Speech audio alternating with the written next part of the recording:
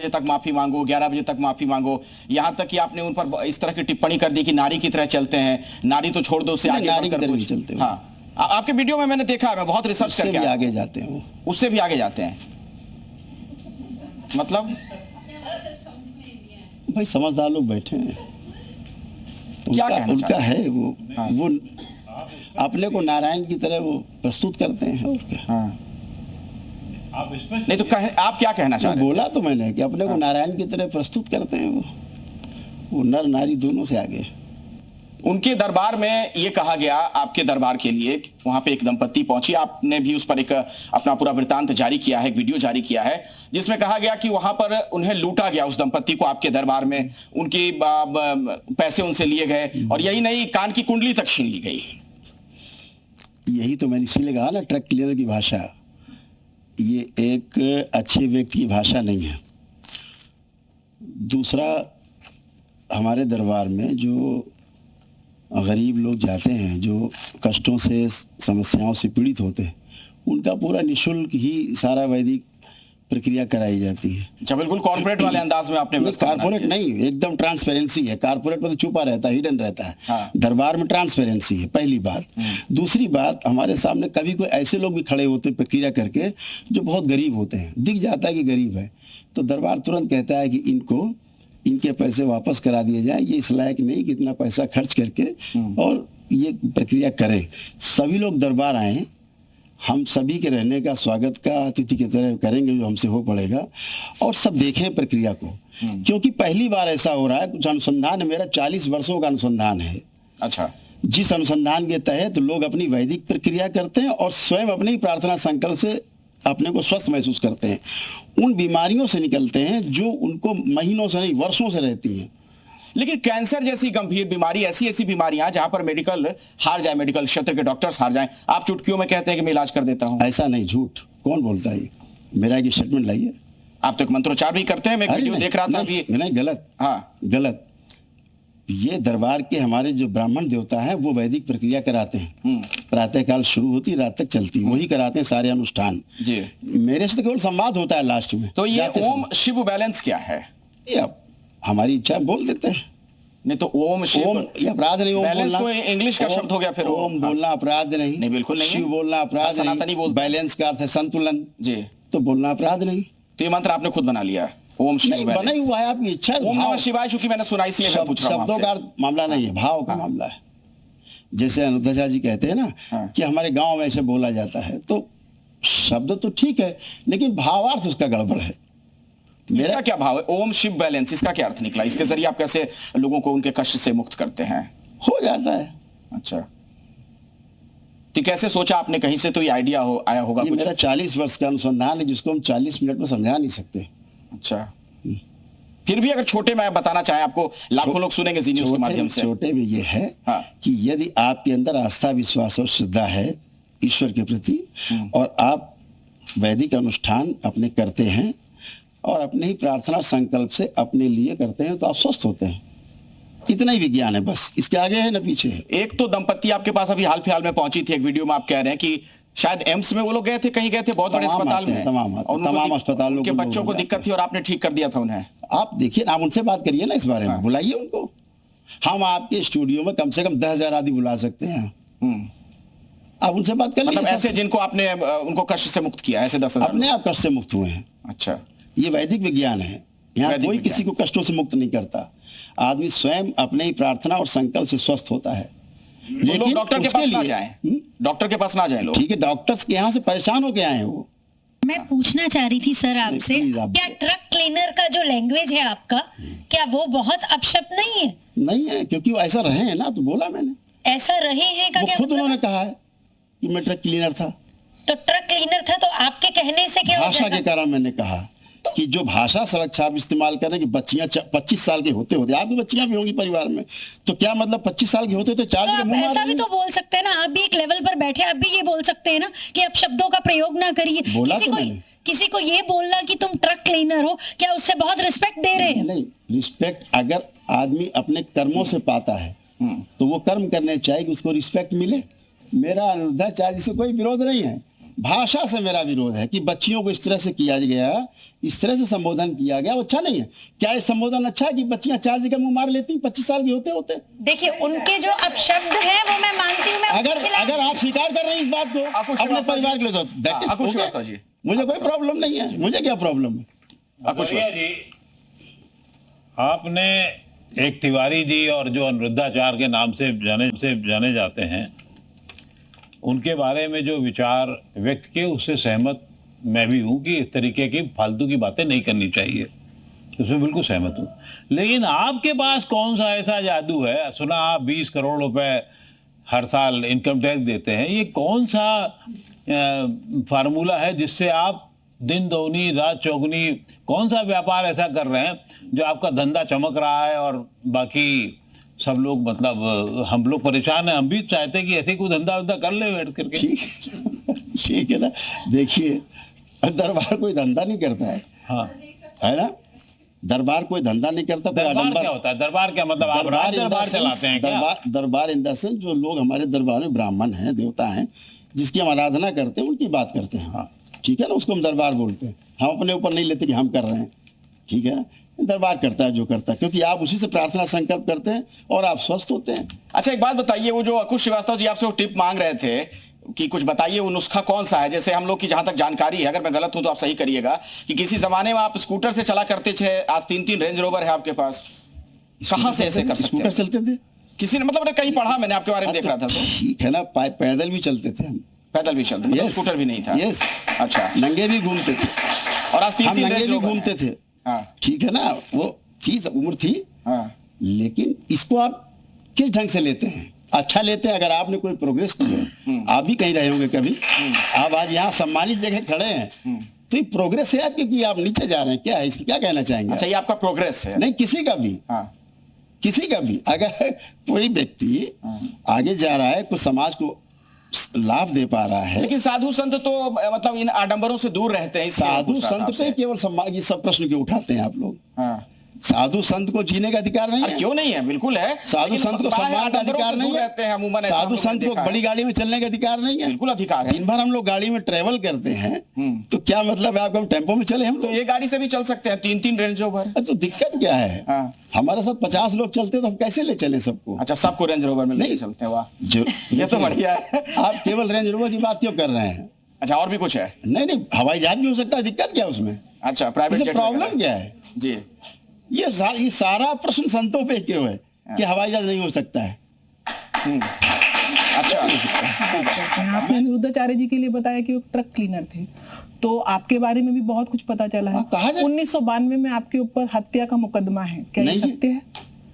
आपके ऊपर जमीन कब्जे के मुकदमे में इस चैनल पे कहना चाहता हूँ, मैं अपनी लाइफ में पूरी कभी भी किसी क्रिमिनल केस में कभी जेल नहीं गया, ना कभी किसी ने जमानत कराई, ना जेल गया हूँ। ये सारे जो आरोप है मेरे ऊपर माननीय मुलायम सिंह जी के गवर्नमेंट में तमाम मुकदमे दर्ज कराए गए, तमाम आंदोलन हुआ। मैं किसान आंदोलन में था उस समय। हाँ, शुरुआत में किसान आंदोलन में था, मैं टिकैत साहब के साथ था। बहुत मेरे ऊपर मुकदमे दर्ज कराए गए। तो क्या हुआ, आंदोलन हुए, बहुत बड़े बड़े आंदोलन हुए हमको छुड़ाने के लिए। उसके बाद कैबिनेट की आपातकालीन बैठक में मेरे ऊपर सारे मुकदमे विड्रॉ किए उन्होंने, गवर्नर साहब के यहाँ जाकर के अध्यादेश बनते और बाहर आए। ये तो आंदोलन थे। अगर आंदोलन में कोई जेल जाता, मुकदमे लिखे जाते तो साधारण है। तो नहीं, मैंने तो आपसे सिर्फ पूछा कि मुकदमा था कि, मैंने ये नहीं बोला आप कन्विक्शन आपको मिली, आपको ऑब्वियसली कन्विक्शन तो नहीं मिली आपको। मैंने तो सिर्फ एक छोटा सा प्रश्न पूछा, आपके ऊपर जमीन कब्जे के मुकदमे। लाइए एक जमीन, मैं तो कह रहा हूँ अभी 1 करोड़ इनाम दूंगा मैं। एक जमीन बताइए, एक नंबर बताइए, खसरा नंबर, बही नंबर, मकान नंबर, दुकान नंबर, कुछ भी बताइए जो मैंने कब्जा किया। मुझे बताते हैं कि 14 एकड़ में आपका साम्राज्य फैला हुआ है, पूरा साम्राज्य फैला हुआ है। अरे बताइए तो कोई। नहीं, मैं आपसे केवल आरोप लगाने से नहीं होगा, सबूत दीजिए। कचहरी में सबूत चलता है, आप सबूत नहीं, कचहरी में सबूत जरूर चलता है, सबूत जरूर चलता है, लेकिन बिना आग के धुआं भी नहीं उठता है। ये अरे भाई, धुआं ऐसे उठा रहे हैं लोग। नहीं, अरे बिना आग के धुआं नहीं उठता है। अतीक अहमद के पास भी अरबों की जमीन थी, सैकड़ों एकड़ जमीन थी, उसके पास भी सबूत नहीं था। सबूत तो बाद में। आप कह रहे हैं कि आपके आश्रम में ब्राह्मण है, वैदिक प्रक्रिया से लोगों का स्वास्थ्य ठीक कर देते हैं। निश्चित रूप से आयुर्वेद का ज्ञान है हमारे वेदों में, और आयुर्वेद में वात पित्त कफ को समझ के और सारे आपकी डॉक्टर पाचन शक्ति दरबार को में देख वैद्य के हैं। उसके लिए आहार ठीक होना चाहिए, सुबह क्या खाना है, रात्रि में क्या खाना है, आपकी जीवन शैली ठीक होनी चाहिए, साथ में जड़ी बूटियों का उसमें सेवन होता है, जिससे चिकित्सा या तंत्र चिकित्सा या मंत्र चिकित्सा आप जो भी कर रहे हैं, हवन के द्वारा भी औषधियां उसमें डाली जाती हैं, ठीक है। कपूर, गाय का घी। छोटे में सवाल पूछिए, लेकिन हाँ, छोटे में सवाल ये है, आपके आश्रम से इतनी हमको जानकारी मिली है कि वहां पे हर चीज का शुल्क लगता है, क्यों नहीं लाखों लगेगा? रुपए की अच्छा, आपके पास फ्री गाड़ियां क्यों होगा? कहाँ से आई? फ्री क्यों होगा? कहाँ से लाएंगे? चंदा लेते नहीं किसी से हम। मान लिया फ्री नहीं किसी से करेंगे, चंदा नहीं लेते। तो आप परसेंटेज ऑफ प्रॉफिट आप कितना लाइए। रखेंगे? मैं यही टैक्स पूछ देते रही हैं हूँ। गवर्नमेंट को। तो आप व्यवसायीकरण जो आप अरे व्यवसायीकरण नहीं है, ट्रांसपेरेंसी है। ट्रांसपेरेंसी है। अमन गिरी जी, ये transparency nation first, nation first, नहीं है, अमन गिरी जी, नेशन फर्स्ट। ये ट्रांसपेरेंसी नहीं है। ठीक, ठीक, अमन गिरी जी, अमन गिरी जी को मौका दें। नहीं, गलत बात, गलत शब्द नहीं, लूट नहीं, प्लीज, गलत शब्द नहीं, गलत शब्द नहीं, गलत शब्द नहीं, बिल्कुल गलत शब्द नहीं, लूट नहीं, गलत शब्द नहीं, वापस लीजिए शब्द, ले लिया आपका बिल्कुल शब्द। लूट नहीं, ये प्रमाणित करिए आप, मैं आप लूट प्रमाणित करिए। वापस ले रही हूँ, माफी चाह रही हूँ, अब मुझे आगे बढ़ने दीजिए। Thank you. आपकी कॉस्टिंग तंत्र मंत्र यंत्र जो भी आप कर रहे हैं, मान लीजिए 5 रुपए आती है, अगर आप उसके 50,000 चार्ज करते हैं तो इसको आप किस श्रेणी में डालेंगे? ये कौन सा आप बिजनेस इसके लिए क्यों परेशान है? परिणाम की बात नहीं, करिए। मुझे नहीं, फ्री करें। आप धर्म के नाम पर, आप सनातन, आप व्यास गद्दी के नाम पर, आप वहां पे वैदिक क्रियाओं के नाम पर किस प्रकार का परसेंटेज ऑफ मार्जिन करके अपना साम्राज्य चलिए। खड़ा कर रहे हैं, ये आनंद सवाल जी, व्यवसायीकरण आनंद जी, पर है, आपसे धर्म के सहमत नाम हूं पे। मैं आपसे सहमत हूँ। क्या धर्म के नाम पे सुनिए, व्यवसायीकरण होना आज से मैं सहमत हूँ। ये जो बहन जी कह रही हैं, जी सुन लीजिए, ये जो बहन जी कह रही, मैं सहमत हूँ। आज से 1 रुपया दरबार नहीं लेगा किसी से भी। आप सारे आश्रम खर्चा चलाएं, आप खर्चा, एक मिनट, चलाइए खर्चा। खर्चा चलाने के लिए 1 रुपया नहीं लूंगा, 1 रुपया मतलब 1 रुपया नहीं। नहीं, मैं तो आपको मैंने आप चलाइए, आइए खर्चा मैंने करिए तो आश्रम बोला का। है, कॉस्टिंग 5 रुपए की है। अरे, बोल दिया। हम तो बोल रहे हैं, अरे तो भाई, रेंज- आप संतों को रेंज बोलो रोवर- कैसे बोलेंगे? रेंज चल, रोवर- किस तरीके से कलंकित अब कर रहे हैं? हम- किस तरीके से संतों के बारे में उल्टा सीधा बोलेंगे? মিসেস সরকার বলছিলেন প্রতি মাসে এত সস্তা রাশন আর এত টাটকা সবজি किस तरीके से संतों के बारे में उल्टा सीधा बोलेंगे? क्या व्यवसाय के बारे में बोलेंगे? कैसे बोलेंगे? संत नहीं करे, अगर संत ले ले तो दिक्कत। अरे भाई क्या है? कभी डॉक्टर के बोला है, कभी डॉक्टर के लिए, आपस में मत उलझिए, अपनी कभी बात डॉक्टर के ही बोला है। सिर्फ ये अमन जी बताइए, पूछना क्या चाह रहे हैं? आप इस कितना आप पूछिए। शुल्क किस चीज का कितना लेते हैं? अधिकतम दरबार आइए, आपको कितना पता लेते लग हैं जाएगा। और मिनिमम कितना लेते हैं? महाराज जी, सब कुछ है। हो गया, आप लोगों की बात हो गई, आगे बढ़ते हैं। अमन गिरी जी सवाल पूछिए। अच्छा भाई, डॉक्टर को क्यों देते हैं आप लाखों रुपए बिना पूछे? वहाँ कोई प्रश्न नहीं है। संत नहीं बोलते अपने आप को, वो कहते हैं बिजनेस कर रहे हैं, हाँ। डॉक्टर तो कहते हैं बिजनेस कर रहे हैं, वो संत नहीं बोलते अपने आप को। अच्छा, डकैती वो तो डालने आप बोलते चुप हैं। व्यवसाय कर रहे हैं। आप क्यों नहीं प्रश्न संत उठाते बोल उनसे? के डॉक्टर कौन सा कहता है धर्म का नाम व्यवसाय लेके करने के लिए? व्यवसाय कर रहे हैं। आपसे डॉक्टर आप- दवाई और भी मेहमान देने के हैं, लिए अब समय की थोड़ी पाबंदी है। राकेश जी, हाँ आपके प्रति आपके समाज में आपके चाहने वालों में बहुत श्रद्धा है और निश्चित रूप से आपने भी त्याग किया तब आप इस स्थान पर आए हैं। पर मुझे एक सवाल आपसे पूछने का मन कर रहा है, क्योंकि हमने बचपन से करौली जो नाम सुना है जी, जी। वो तो नीप करौली बाबा के रूप में सुना है, और वो नाम ऐसा है, उन बाबा के बारे में तो हमने जो उनके भक्तों से और उस समय जो जीवित थे वो तो शायद 67-68 में मुक्त हो गए, और बड़े बड़े दुनिया में नाम चीन लोग जो है तो सबको बड़े प्रेम से रखते थे और कोई शुल्क नहीं लेते थे, सबकी चिंता, सबको खिलाना पिलाना और मानव मात्र को प्रेम करते थे।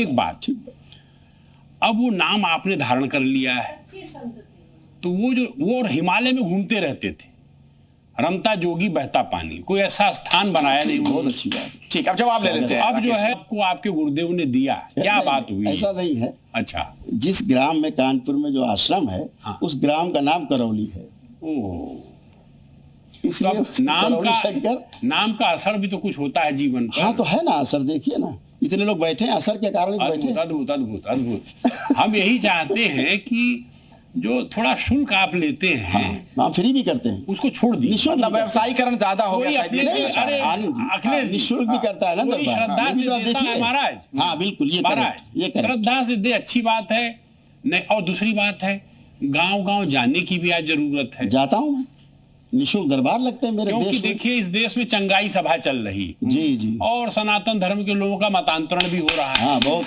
चलिए अब आगे आदरणीय, मैं आपकी मर्यादा की गरिमा रखते हुए ये जानना चाहूंगा कि आज पूरी दुनिया artificial intelligence, science and technology की तरफ आगे बढ़ रही है, तो क्या हमारे देश के युवा को इन सब चीजों की तरफ रख के आप ये नहीं समझते कि हमारा देश पीछे रह जाएगा या इन सब चीजों से पिछड़ा रह जाएगा? आपका क्या विचार है? मैं आपको बताना चाहूंगा, क्योंकि आप लोग उसमें बहुत आगे हैं, आपको बहुत अद्भुत बात बताएं इस कचहरी में।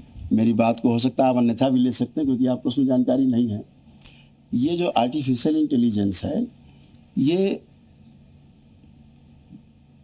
आप इस तरह समझ लें कि ये भी एक मानसिक बीमारी को उत्पन्न कर रही है बच्चों में। मेरे सामने तमाम केस आते हैं, रोज आते हैं 2-4 केस बच्चों के जो चलना फिरना भूल रहे हैं, खाना कैसे खाया जाता है, खाना सामने रखा है, खाना भूल रहे हैं, माता पिता को भूल रहे हैं, ये स्मृतियां उनकी बाहर जा रही हैं। अल्जाइमर जैसा हो रहा है। बच्चों को अल्जाइमर नहीं होता, अल्जाइमर होता है 40 ईयर्स एबव जो लोग होते हैं, उम्र जनित बीमारी है। हाँ, उम्र जनित बीमारी है, लेकिन अल्जाइमर जैसा हो रहा है, तो स्मृतियां उनकी उनमें नहीं रह रही हैं। आज बच्चे परेशान हो रहे हैं, आप देखिए चल नहीं पा रहे ठीक से। जब दरबार उनकी स्मृतियां नष्ट करता है तो वो बच्चे फिर से फास्ट होते हैं एकदम से कि हाँ मैं बिल्कुल स्वस्थ। जो आपने बात कह दी स्मृतियां नष्ट करना, यहाँ से फिर से चर्चा हो सकती थी शुरू की, ये क्या है, लेकिन समय की थोड़ी पाबंदी है।